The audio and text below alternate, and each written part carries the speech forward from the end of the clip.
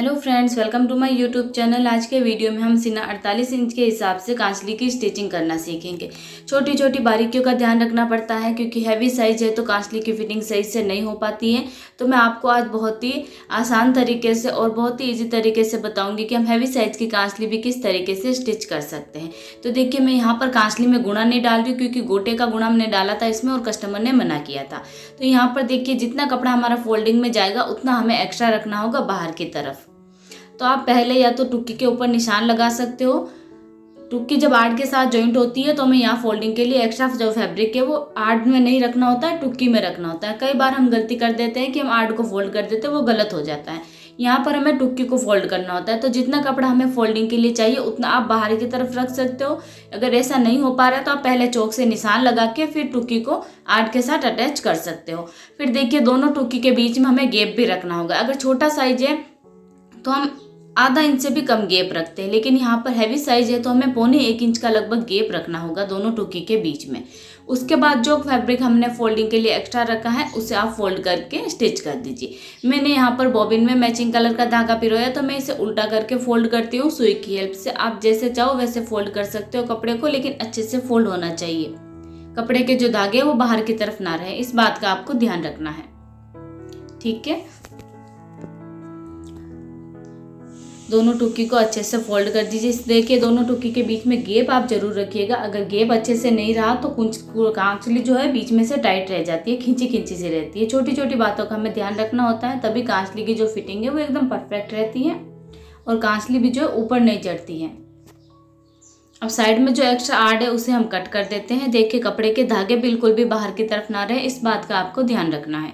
अगर आप इस कांचली की कटिंग का वीडियो देखना चाहते हैं तो उसका लिंक मैं आपको नीचे डिस्क्रिप्शन बॉक्स में दे दूंगी। कुर्ती और कांचली दोनों की कटिंग का वीडियो मैंने अपलोड कर रखा है। अब बारी आती है खरपा जॉइंट करने की। तो देखिए, खरपा एक साइड से ज़्यादा चौड़ा रहता है और एक साइड से कम लंबाई कम रहती है। तो जो लंबाई कम है वो हमें इस आर्ट और टुक्की के साथ जॉइंट करना है। तो यहाँ पर देखिए, हैवी साइज में हमें क्या करना होता है, लगभग 2 उंगली ऊपर हम आर्ट से 2 उंगली ऊपर हम ये खरपे को जॉइंट करते हैं। दोनों तरफ सेम साइज होना चाहिए। ऐसा नहीं कि एक तरफ तो हमने आर्ट से ऊपर खरपा लगा दिया है और एक पर हम आर्ट के बराबर ही लगाएंगे, आर्ट की जो सिलाई है वहां तक। तो इससे कांचली भी टेढ़ी हो सकती है, एक साइड में तिरछी जा सकती है। तो दोनों साइड आपको बराबर जगह रखते हुए जॉइंट करना है और आर्ट से ऊपर तो आपको जरूर ही चढ़ाना है, क्योंकि आर्ट के बराबर या आर्ट के नीचे हम चढ़ाते जो कांचली है वो नीची रहती है, कुर्ती के गले में से कम दिखाई देती है। और हैवी साइज है तो इसमें हमें कांचली है जो ऊपर ही रखनी पड़ेगी। इसलिए आपको जो आर्ट हमने जॉइंट कर रखी है उसकी सिलाई से 2 उंगली ऊपर तक आप खरपे को जॉइंट कर दीजिएगा, दोनों साइड बराबर जगह रखते हुए। ठीक है, खरपा जॉइंट होने के बाद हम खराकी जॉइंट करते हैं। तो खराकी जिस साइड से चौड़ी रहती है, ज़्यादा लंबी रहती है, उस साइड से खरपे के ऊपर जॉइंट होती है। छोटी साइड में रहती है। आप खराकी को इसके ऊपर जॉइंट कर दीजिए इस तरीके से रखते हुए। इसमें देखिए, किनारी है तो मैंने फोल्डिंग का फैब्रिक एक्स्ट्रा नहीं रखा है। अगर आप फोल्डिंग कर रहे हो तो इसमें आपको खराकी नहीं, खरपे को फोल्ड करना होगा। ठीक है,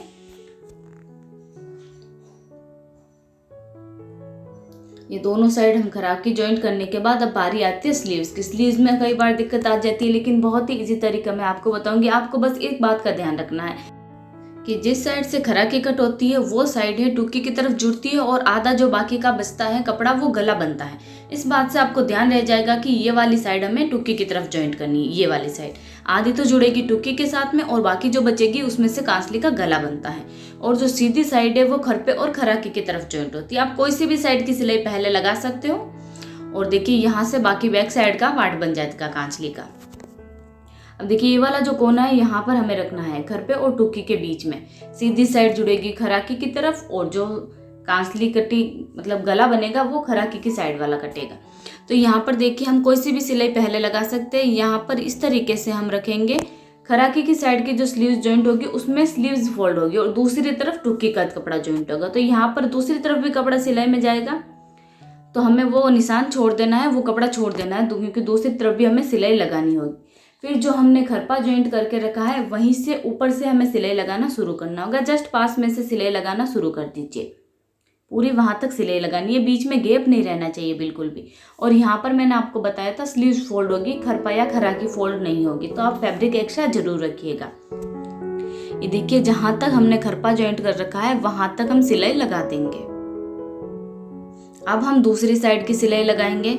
तो दूसरी साइड हमें देखिए यहीं से शुरू करनी होगी सिलाई लगाना, जहाँ से हमने छोड़ रखी है, और दूसरी तरफ टुक्की फोल्ड होगी। उस तरफ तो स्लीव्स फोल्ड हमने करी थी, लेकिन इस तरफ टुक्की का कपड़ा फोल्ड होगा। तो यहाँ पर हम स्टिच कर देते हैं, यहीं से शुरू करना है, जहाँ से हमने ये कोना जो है रोका था वहीं से। बिल्कुल भी बीच में गैप नहीं रहना चाहिए। और स्लीव्स को आप जॉइंट करते वक्त टुक्की की साइड से जब आप स्लीव जॉइंट करते हो तो हल्की सी स्लीव्स को खींच लेना है, ज़्यादा लूज नहीं रखना है और ज़्यादा भी नहीं खींचना है कि कपड़े में सलवटें पड़ जाए, बस हल्का सा खींच लीजिएगा। कांचली एकदम फिटिंग रहती है। ठीक है, फिर उसको सीधा करके देख लेना है कि बीच में कोई गैप तो नहीं रहा है। देखिए यहाँ पर बिल्कुल भी गैप नहीं है। तो अब हम कांचली की जो फोल्डिंग है वो कर देते हैं। पहले होगी जो खराकी वाली साइड है उस तरफ फोल्ड होगी, उसके बाद जो टुक्की की साइड की है वो फोल्ड हो जाएगी। मैचिंग कलर का आप धागा पिरो के ही फोल्डिंग कीजिएगा। यहाँ पर डबल सिलाई जरूर लगा दीजिए। ठीक है, अब साइड में पूरी एक फोल्ड हो जाएगा। अच्छे से फोल्ड कीजिएगा। यहाँ पर देखिए कोना रह जाता है तो फोल्डिंग सही से नहीं हो पाती है कई बार, तो आप आराम से कीजिएगा और कपड़े को पूरा अच्छे से अंदर की तरफ डाल के ही फिर स्टिच कीजिएगा। ठीक है, इस तरीके से आप देख सकते हैं बिल्कुल भी यहाँ पर गैप नहीं रहा है। अंदर की तरफ से भी कपड़े के जो धागे वो बिल्कुल बाहर नहीं आ रहे और बहुत ही आसानी से हम ये जो स्लीव्स है वो अच्छे से जॉइंट कर सकते हैं। अब यहाँ पर हम मगजी लगा लेंगे। आप चाहो तो पहले भी लगा सकते हो, कोई दिक्कत वाली बात नहीं है। पहले लगा लोगे तो आपको अच्छे से समझ में आ जाएगा कि हमें स्लीव्स किस तरफ रखनी है। दोनों स्लीव्स हमने अच्छे से अटैच कर लिए। देखिए इतना गैप इस तरफ है और इतना ही गैप हमने इस तरफ रखा है। अब हम स्लीव्स की सिलाई लगाएंगे। तो पहले हमें क्या करना है, स्लीव्स को सीधा रखते हुए एक किनारे पर सिलाई लगा देनी है। बिना फिटिंग वाली स्टिच ऐसे ही लगानी होती है, क्योंकि जो कपड़े के धागे हैं वो बाहर की तरफ ना आए। अगर आपके पास ओवरलॉक वाली मशीन है तो आप ओवरलॉक भी कर सकते हो। आपको इस तरीके से पहले बाहर की तरफ फिर अंदर की तरफ सिलाई लगाने की जरूरत नहीं पड़ेगी। यहाँ पर देखिए खराकी को भी आप पूरा यहाँ पर स्टिच कीजिएगा। यहाँ पर आप क्या करते हैं, कई लोग दिक्कत हो जाती है कि खराकी और स्लीव्स के बीच में गैप रख देते हैं तो वो धागे बाहर की तरफ आने लग जाते हैं। ऐसा आपको नहीं करना है। और ना ही यहाँ पर सिलाई लगाते वक्त खराकी के ऊपर चुन्नट लगानी है। स्लीव्स में बिल्कुल भी चुन्नट नहीं आनी चाहिए, कपड़ा एकदम सीधा रहना चाहिए। अब यहाँ पर हमने खराकी खरपे और स्लीव्स अच्छे से कटिंग कर रखी है, फिर भी छोटी बड़ी हो जाती है तो आपको क्या करना है, इसमें सलवटें डाल देनी है। या तो आप स्लीव्स में एक चुन्नट लगा सकते हो या फिर खरपे में। और यहाँ पर हमने फोल्डिंग के लिए एक्स्ट्रा रखा है। अगर आपने खरपे सही नाप के कट कर रखे और फिर भी बड़े हो रहे तो आप इसमें चुन्नट लगा दीजिए, खरपे को कट ना कर, क्योंकि अगर खरपे आपने कट कर दिए और छोटे हो गए तो जो कांचली है बैक साइड से टाइट हो जाती है और हैवी साइज में तो लूज कांचली ज़्यादा सही रहती है। यहाँ पर देखिए अब स्लीव्स की सिलाई लगाते वक्त हम बिना फिटिंग की स्टिच लगाएंगे। पहले तो कपड़े को पूरा सीधा कर लीजिएगा, बिल्कुल भी चुन्नट नहीं आनी चाहिए। और आधा इंच कपड़ा मार्जिन में लेते हुए सारे कपड़े को सीधा करेंगे और स्टिच लगा देंगे। ये हमने बिना फिटिंग वाली स्टिच लगाई है। एक सिलाई लगाने के बाद हम कुर्ती बाजू की गोलाई नाप के सिलाई लगा देंगे। यहाँ पर देखिए बैक साइड में मैं ना ही कोई पट्टी लगा रही हूँ अलग से और ना ही कोई मगजी लगा रही हूँ, क्योंकि किनारी है स्लीव्स में तो मैं खरपा एक्स्ट्रा रख दिया था फोल्डिंग के लिए। अब देखिए यहाँ पर हमें गोलाई का निशान लगा देना है, जितना हमें रखना है 12, 12.5, 10 कितना भी हो जितना रख लीजिए। और यहाँ पर देखिए सिलाई लगाते वक्त हमें क्या करना है, सिर्फ फिटिंग की स्टिच से लगाते हुए खराकी की जो सिलाई है वहाँ तक ही सिलाई लगानी है, क्योंकि हैवी साइज में हाथ जो है ऊपर से थोड़े मोटे होते हैं तो उसमें हमें स्लीव्स ऊपर से टाइट नहीं करनी है। सिर्फ ये जो खराकी है यहाँ तक ही सिलाई लगानी है और बिल्कुल भी यहाँ पर चुन्नट नहीं लेनी है। इस बात का आपको ध्यान रखना है, पूरी स्लीव्स ऊपर से लूज ही रहे। फिर बैक साइड में हमने जो खरपा एक्स्ट्रा रखा था उसे हम फोल्ड कर देते हैं। आप चाहो तो अलग से पट्टी भी लगा सकते हो या फिर मगजी भी लगा सकते हो गले पर लगाते टाइम। अब आती है बीच की सिलाई लगाने की, आड़ की जो सिलाई है वो लगाने के बाद। तो दोनों साइड से आप नाप लीजिए पहले और फिर सेंटर मार्क लाते हुए यहाँ पर देखिए कितना कपड़ा हमें सिलाई में लेना होगा। यहाँ पर हमें लगभग 1 इंच से ज़्यादा, मतलब यहाँ पर मैंने 1.5 इंच लिया है लगभग। ये देखिए 1.5 इंच, ज़्यादा बड़ा लेना होता है ये वाला साइज़, वरना जो कांच ली है वो ऊपर की तरफ चढ़ जाती है।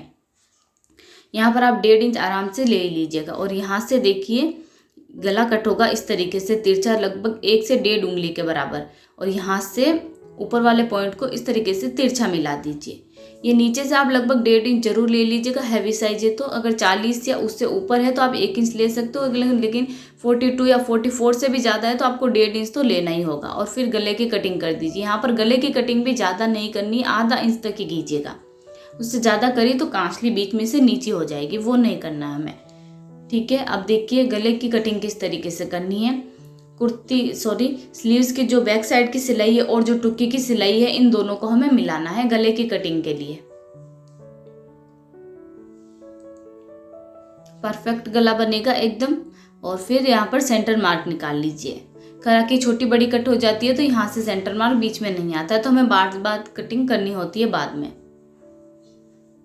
ठीक है, फिर देखिए ये निशान को आप आगे की तरफ ले जाइए और जो एक्स्ट्रा कपड़ा है उसे कट कर दीजिए, क्योंकि आगे हम सिलाई में लेते हैं तो जो कपड़ा है वो इस तरफ से बढ़ जाता है और उस तरफ से कम हो जाता है, तो एक्स्ट्रा रहता है, तो उसे हमें कट कर देना है। दोनों स्लीव्स का इसी तरीके से कट कर लीजिए फैब्रिक। फिर जो हमने गले के लिए मगजी बना रखी है उस पर हम गुणे को एक साइड में फोल्ड करेंगे और यहाँ पर अटैच कर देंगे।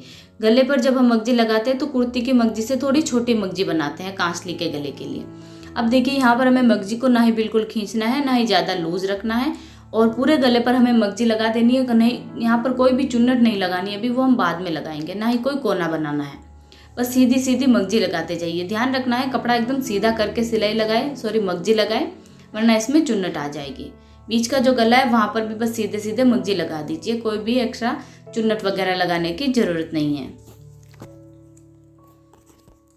ध्यान रखिएगा बीच की जो गले की कटिंग है वहाँ से कपड़ा अक्सर रह जाता है सिलाई में, तो आप आराम से कीजिएगा, कपड़ा पूरा जरूर लीजिएगा मार्जिन में,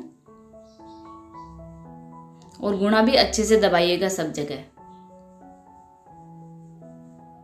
पूरे गले पर मगजी लग जाए उसके बाद हमें दोनों साइड का गला नापना होता है सेंटर मार्क से। बीच का जो गला है वहाँ से दोनों साइड का नाप लीजिए कि बराबर है या नहीं। दोनों साइड मगजी अगर बराबर नहीं है तो आप खोल के वापस से सही कीजिएगा, और सही है तो एक्स्ट्रा मगजी कट कर दीजिए। उसके बाद जो कपड़ा हमने फोल्डिंग के लिए एक्स्ट्रा रखा है उसे फोल्ड कर देना है और दबाव की सिलाई लगा देनी है।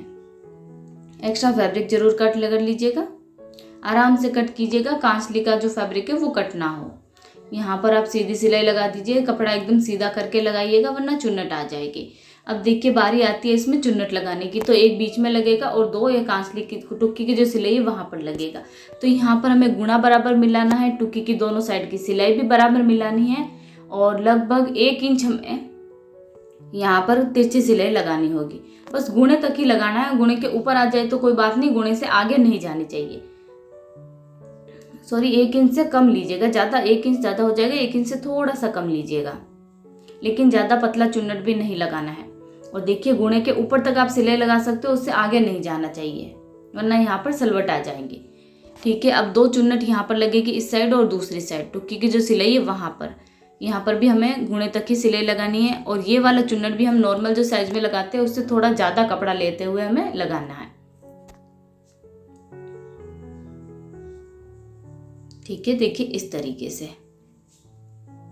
इस तरफ भी हम सेम साइज का चुन्नट लगा देंगे। ये गला तो रेडी हो गया है। अब हमें मेन बात आती है इसमें टुक्की के हार्ड में चुन्नट लगाने की। अगर आप चुन्नट भी अच्छे से नहीं लगाते हो तो कांसली ऊपर की तरफ चढ़ जाती है। तो हैवी साइज है तो हमें लगभग 1 उंगली के बराबर कपड़ा अंदर की तरफ डालना होगा।